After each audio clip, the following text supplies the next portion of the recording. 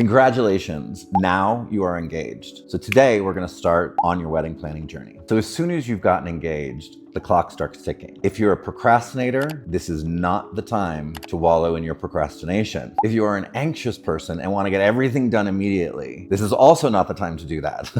We want to modulate this entire process. So in today's video, we're going to talk about 4 tips, or probably more knowing me because I just can't stop talking half the time, that will really keep you on track to having a stress-free, anxiety-free wedding. Tip number 1, we're going to talk about when to start your wedding planning. It's a question I get all the time. Everyone knows that it takes time to plan a wedding, but how much time? A lot of that time is going to depend on you. Typically, like when a new client calls me and doesn't have a specific date, they've just gotten engaged, the first thing that I ask them is really to get clear on the style, scope, size of the event, right? The larger your event is going to be, the more planning it's going to take. The more complexity, the longer it's going to take. But as a standard rule of thumb, I recommend 12 or more months. And this also depends on where you're going to get married. So for example, if you have decided you have always wanted to get married at a winery in Napa and you have the budget to accommodate that wedding, you're looking at upwards of 2 years, sometimes even more for the venue. Now that's not true everywhere. I would say you're going to be good in any city if you're doing 12 to 18 months out from the desired wedding day. With that in mind, you're going to get clear about prioritizing, like, is there a specific date that we want to have, right? Or do we want to be more flexible with our date? And that's one of the things we talk about frequently is when you're choosing a date that's important to you, the one thing you also want to check on is your immediate family and friends, right? The really, really super, I call them the A circle, right? The inner circle people. Are they in the middle of medical school? Do they have a graduation? Do they have a baby due? Do they have, whatever they've got going on? I always check with all of those people to make sure that the date that we are focusing in on is going to work for them. Then from there, start looking at your different venues. Now, a lot of people look at the venues the minute they get engaged. That's the first thing couples do. They're like, oh, let's get online, let's Google this. We want to get married, in our hometown, wherever you live, and in Tempe, Arizona, right? And you start Googling all the venues in Tempe, Arizona, but you don't even have a budget yet. So you're going to find these places that are gorgeous, and yeah, your $25,000, $30,000 budget can cover the $8,000 venue fee for the night. But once you get through your photographer, your videographer, the catering, all of that, guess what? You don't got any money for a bar, right? And if a bar is important to you, you're going to want to have money for a bar. So getting clear on your budget first, then going out and starting to look at venues. I recommend looking at venues by looking at 3. Always, no matter if you're looking at venues or vendors or anyone, look at 3. Find your top 3 places. Places that work within your budget, vendors that work within your budget, and make sure that you're only dealing with 3 at a time. If none of them work, you come up with another 3.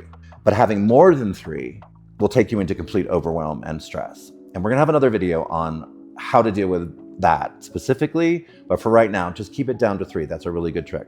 When to start your wedding planning? The answer is now. If you're a procrastinator, this is not the time to be a procrastinator. If you're an anxious planner, well, guess what? You can start handling everything now, so your anxiety will reduce, right? So the answer is always start now. Key point number 2, how to start planning your wedding. First point is you and your partner getting on the same page. We talked about this in a prior video. Go ahead and it'll be linked down below if you want to go check that out. But really getting yourselves on the same page is really, really important with the scope, with the size, with the budget and all of that. Next big thing I just mentioned, budget. Make sure your budget is super, super clear at this point. We're going to be talking about budget a lot. Budget drives everything, especially if you're a person that gets stressed out or making decisions can be challenging. You can always go back to the budget because the budget is going to make the decision for you, right? If you're stuck between 2 or 3 different things, 2 or 3 different venues, for example. The next really big important point would be to find your target date. Everyone always asks that, oh my God, when are you getting married? What's your wedding date? Great. This is not something you're going to want to share with anyone at this point in time, but having a target date is going to give you a good starting point, which is where we are right now. This date might change, so definitely don't announce it. The next thing I want you to do is talk to the key players in your life, your inner circle, your parents, your besties, people that you definitely want to have at their weddings. We don't always know what's going on with other people in our lives. We all live busy lives. Someone might be pregnant and expecting that week, or having a C-section and they're scheduling it that week, or graduating from college, and you don't want to create a situation where someone's graduating and they have to choose between their own graduation and your wedding, which are two very important days. So at this point, you do have the flexibility to start looking at different dates. After you've talked to the key players, they will let you know. Next, I want you to really prioritize what's most important to you. So for example, if the venue is the most important part, that's the first thing we want to tackle. The second thing would be your vendors.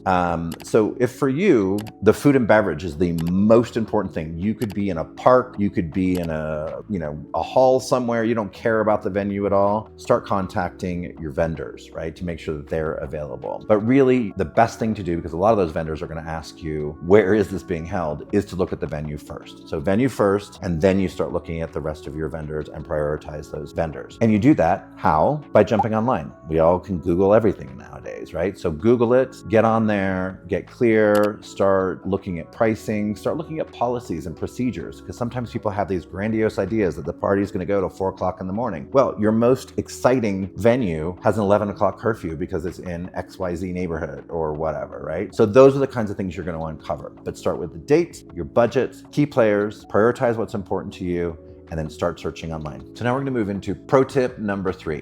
Setting priorities and managing expectations. First one we're going to talk about is money. Money drives everything, well, almost everything, but it's a great touchstone, right? And that's going to keep it really solid and in place. And understanding where you want to put your money and prioritizing the money from both of you, what's important, is really, really key. That's going to give you a solid foundation when you're talking to other people about money. So now we're going to move into managing the expectations. First, expectations that need to be managed are between you and your boo. Who's going to do what? Establishing how you two are going to communicate. First thing I recommend is to choose a specific organizational platform. It might be Google Spreadsheets, it might be Evernote. Whatever works for you, go with that. You don't want to be dealing with a learning curve on some new software. Despite the rules you choose, it's important for you to have a weekly meeting so you're on the same page. Frequently, I'll have clients that one or the other is kind of the leader in the event planning. The other one just wants to show up. And that's totally fine. The problems that can arise is during the whole planning process, you uncover things that may not have been recognized as a preference previously, right? So it's really important to keep on the same page and keep updating each other, because you're going to run into things that you didn't even know were going to be a choice or that you even had a preference about it. Next, we're going to move into managing expectations with your key players, specifically starting off with the parental units. First question to ask is, are your parents contributing money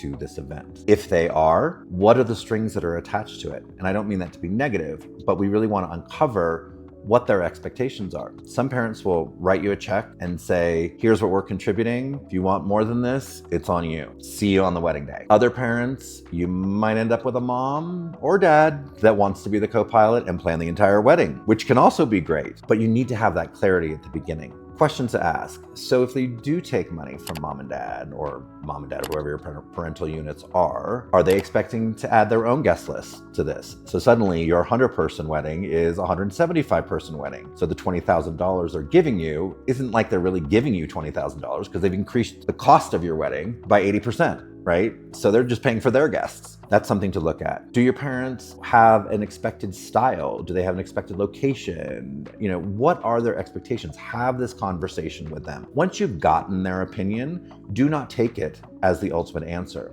This is your wedding, right? But you also have to remember, even though it's your wedding, it is a community event. And when you have a community event, you want to make sure you're honoring all the people that are involved, right? So yes, it's your day. We don't want a bridezilla here, but at the same time, you want to consider other people's feelings and emotions as well, outside of the money. So next we're going to move into managing the expectations of your best people. Wedding parties seem to be getting smaller. There was a period of time where I did weddings where there were 12 people standing on each side. It was insane. And now it seems that people are doing less of that. And it's really just about the best people, best man, best woman, whatever is working in your wedding. The first thing to do is you and your partner sit down and have a conversation about who you're going to be targeting as the best people. When you're looking at the different people in your lives that are super close to you, I want you to consider where they are in their lives. Are they in a position, both financially and time-wise, to support you as the best man, best woman, maid of honor, whatever, right? Because those do come with a lot of responsibilities. So once you've decided on those target people, then you can go to them and have a conversation with them about the realities of your expectations and what it's going to take. And of course, this is an exciting time and everyone wants to be the best man or the best woman or whatever at a wedding, right? It's a very intimate conversation. It's a conversation that you really want to have them be at choice rather than feeling pressured to say yes. The worst thing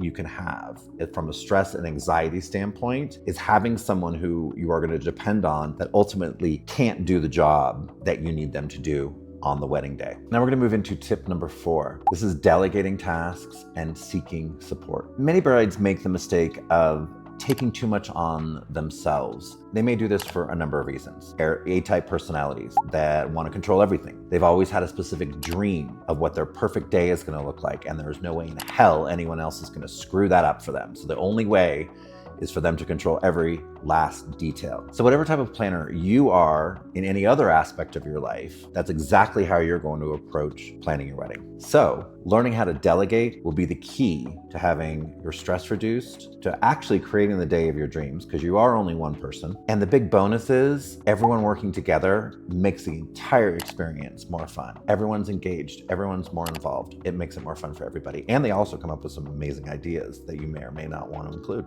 I want you to look at yourself as the project manager, not the worker bee. Now that you've established who are going to be the key players, it's time to delegate. Get clear on their responsibilities. Make sure they take their responsibilities on in a way that is not like it's a chore, but like it's fun and they get to contribute. People want to contribute to you, and that's what you got to get clear on. They want to contribute, let them contribute. Figure out the best means of communications, and I mean this from a physical standpoint. Things like communication platforms like Evernote or Google Docs or Slack or ClickUp. Whatever you decide to use, make sure that everyone is familiar with that and can access it with a relatively small learning curve. Here's an example, because this might sound like, these huge responsibilities that people have to take on. They don't have to be. One example is I have a client right now who is doing a destination wedding, and she's going to have a boat day. And that boat day is going to be, I think, the day before the rehearsal day. So on the Thursday of the full weekend. So rather than her managing all the questions, where do we need to be? Oh, you haven't paid yet. You need to pay.